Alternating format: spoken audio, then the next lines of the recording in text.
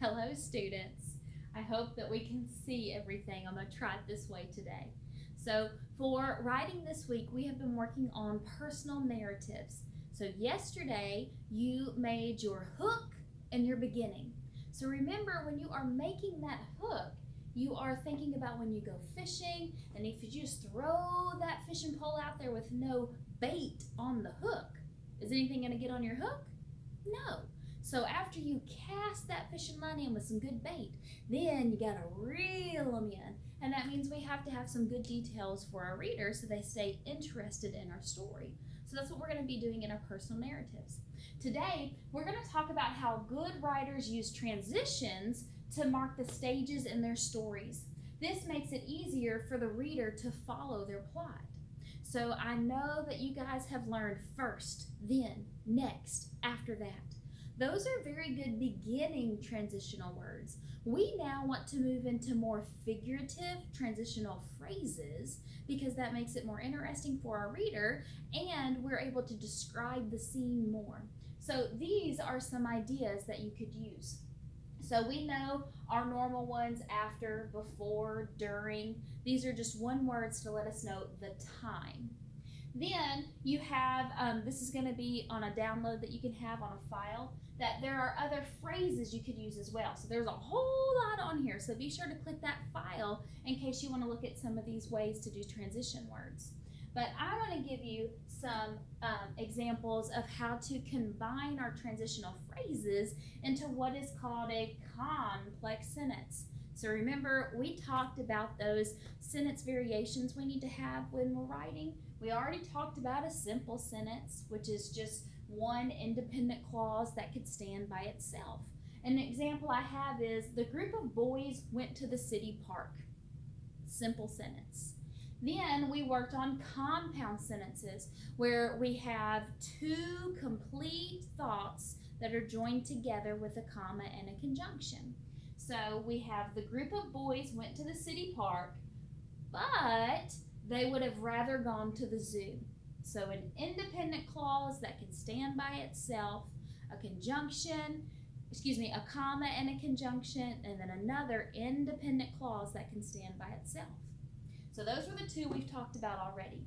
Today, we're talking about a complex sentence.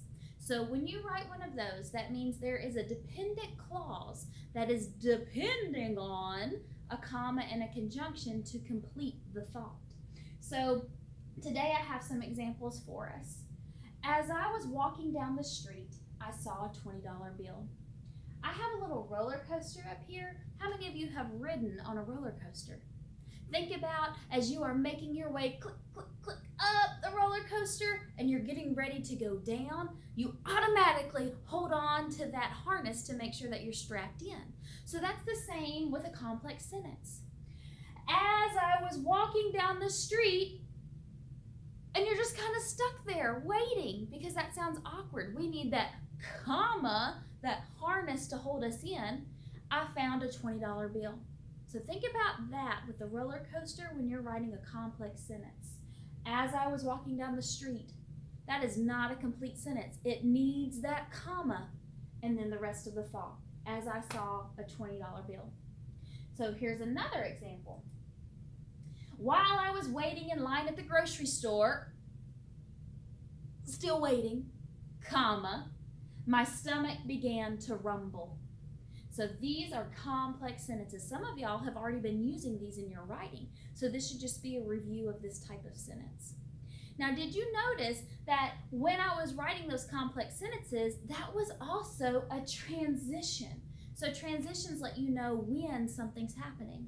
So I had, while I was waiting in line at the grocery store. That's letting me know the time. Before that, it was as I was walking down the street. So those can be ways to add in transitions in your writing instead of just saying, first I did this, then I did this. So we want to have those complex sentences to make it more interesting for our reader. So today, I have an example of my rough draft. Yesterday I showed you two different examples. One was about basketball, and then one was about wild river country.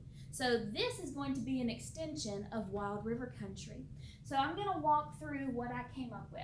This last line was the last line of what I had written yesterday, and now I'm adding on to it. And today my goal is to make sure that I have transitional phrases that are in complex sentences, and I try to do it in a figurative way, meaning I'm using adjectives, I am using figurative language like similes or even idioms and exaggerations to make it more entertaining for my reader.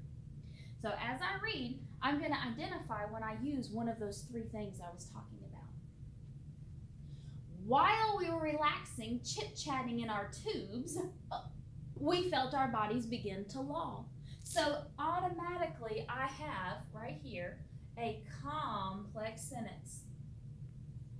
You guys are going to need to include one of those in your writing. The rhythmic swaying was like listening to the calming ocean waves creeping steadily to the shore. Now, if you remember this from yesterday, I was not in the ocean. I'm in a wave pool. So me saying creeping steadily to the shore, that's just figurative language. I could lay here for hours, Haley announced. We all agreed as we threw our feet across each other's tubes to stay connected, dancing along to the peaceful, whispering waves. Were we dancing?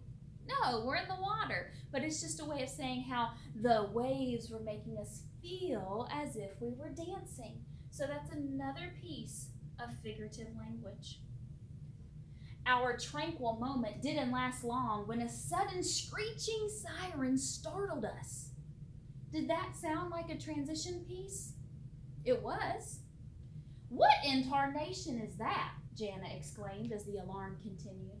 Our bodies began to jolt as the waves grew choppier.